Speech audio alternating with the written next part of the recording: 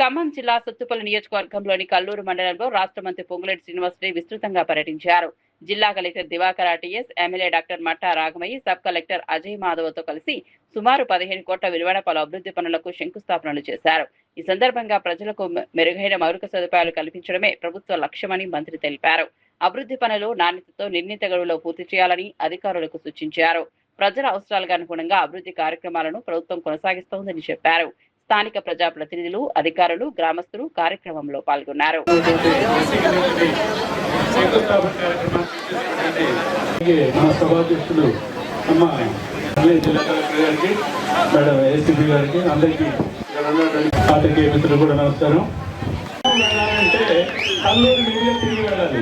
ఇప్పుడు ఈ రోజు ఈ మిస్సింగ్ లింక్ చేయడం వల్ల ఉండాలి, ఈ ప్రజలు మన ఈ రోడ్డు ఉండాలి అన్న కార్యక్రమంతో మన మేడం గారి ఆధ్వర్యంలో మంత్రివర్యులు శాంక్షన్ చేస్తా ఉన్నారు.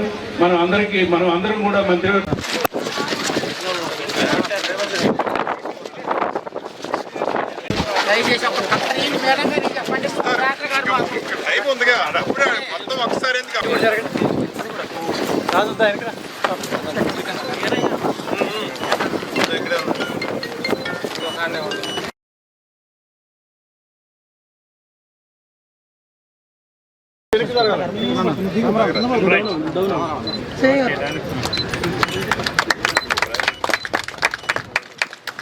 సార్ మీరు